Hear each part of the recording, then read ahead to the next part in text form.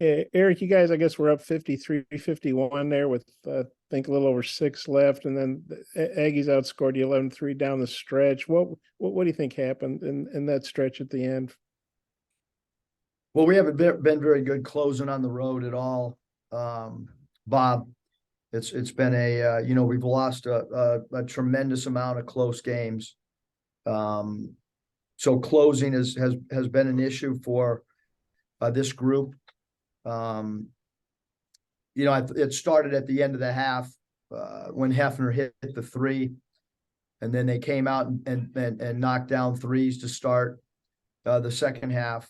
And then our shot selection, our passing was poor late game. 1 of 10 from three in the second half. And then we shoot 50% from the foul line in a close game. That's not a recipe to win a game. And then we gave up 6 of 12 from three for them.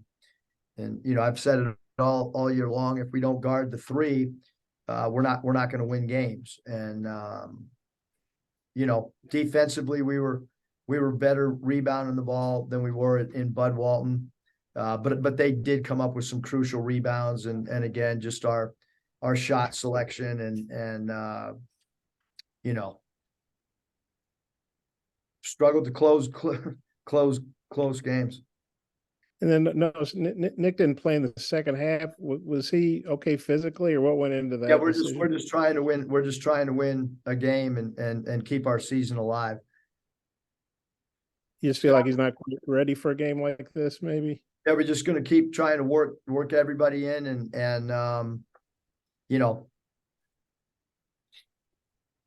Scotty. Thanks.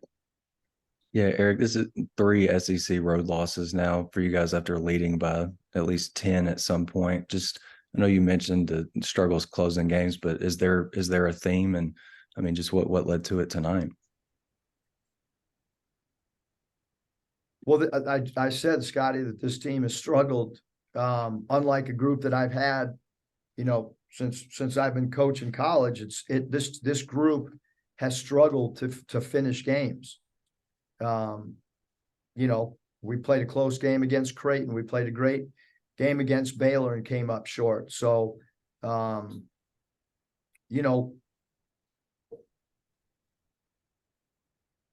mean, it is.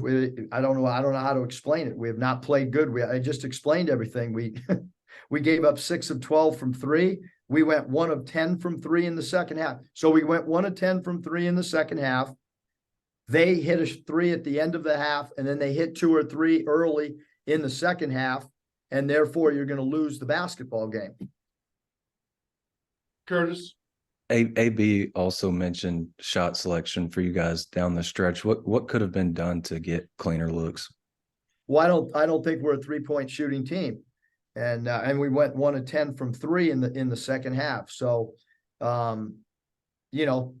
paint points are what we live on. Free throws attempted are what we live on, and so that was an issue. I mean, sharing the ball was not an issue. We had 17 assists to their 9. So, it's frustrating. I thought we had a really good game plan. I thought we followed it perfectly in the first half.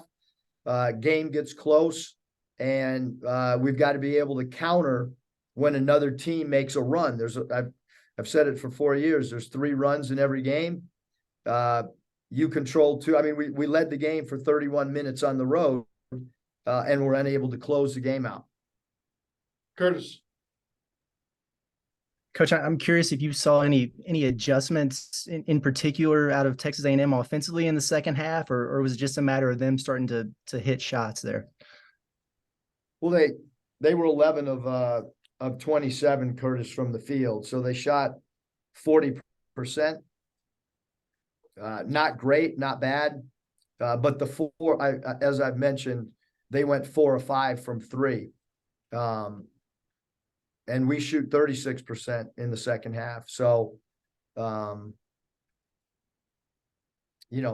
therein lies the outcome. And Wade Taylor had 16 of his 18 in the second half. I guess, what did you see that got him going? Well, I think he had 18 or 19 in Bud Walton. You know, he's one of the best scoring guards in the league. He's quick. He's one of the best free throw attempt players in the country. He got 5 FTAs, which is a pretty good number, but not anything that, you know, that killed us. Again, his 3-point, I mean, his 3 for 5 from 3 really hurt us. They made 6 threes and he made 3 of them. So his deep 3-point shots, I thought, affected the game tremendously. Hutch. Coach, it seemed like Devo had a pretty nice bounce back game, but maybe struggled a little bit there down the stretch. Just how would you assess his overall performance tonight? Yeah, I mean, there's no question that our entire team struggled the last 5 minutes of the game and most of the second half. We'll have a quick turnaround, so we'll take some questions on Florida. Bob. Yeah, Eric, I don't know if you heard, Florida announced Castleton broke his hand, so he's out. How do you see that impacting the game and what that does to Florida? Probably the same impact that you know, I mean, we've had Brazil out the whole year, and you know, if you look at injuries, you know, it allows opportunities for other guys to play. Florida played a really good last 15 minutes of the game today against Ole Miss. Todd Golden's a very good coach. They have a talented roster. Somebody else will get an opportunity, and their style of play, I thought in the second half tonight, you know, they adjusted really well. They still have a big guy inside, number 33, who's a big, strong player. And they'll have a little bit more probably perimeter players on Saturday.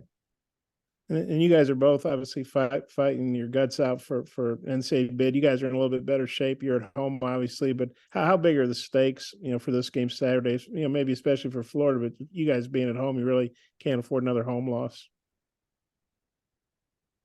Yeah, I mean, we have to. I mean, we have 3. You know, I mean, we got to just try to play for 40 minutes, Bob. Scotty. Yeah, Eric, just overall thoughts on the Twins tonight, and then AB's 8 assists, just and I guess just sharing the basketball in general. Yeah, again, I thought our 17 assist ball movement was not a problem at all. Anthony's, I thought he played really well. I mean, his shot selection was good. He tried to get others, you know, involved. I thought he saw over the defense really well. And then I thought the Mitchell twins did a really good job of interior defense. Obviously, you know, the foul trouble hurt us in the first half with both of them, as well as Walsh fouling out again tonight. You know, so those guys played well inside both Mitchells. Curtis. Coach, Florida's got a top 20 adjusted adjusted defensive efficiency. It seems like that's every team that you see in the SEC nowadays. Just curious, you know, what are some of the keys to maybe attacking them and finding some success on Saturday? Well, I think shot selection is always, you can always start with that. You can always, you know, go to pace of play. And you're right, every night. I mean, I told the staff before the game, every night it seems like they come in and we tell the team that we're facing one of the nation's best defensive teams. So, you know, I mentioned Todd Golden. I got tremendous respect for him. He's a coach that comes from the St. Mary's tree of Randy Bennett.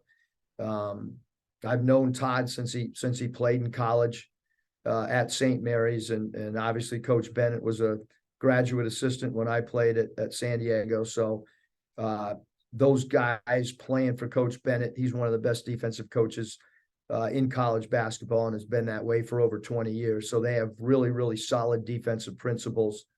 And they're definitely, Florida's a hard team to score on. Hutch. Yeah, Coach, after a couple of tough losses and with 5 games left, how confident are you that this group can get back on track? Well, every game we have is hard. I mean, you know, this team's still got to grow in a lot of areas, and we only have 5 games to go. So, you know, we got to get ready for Florida. Thank you, Coach.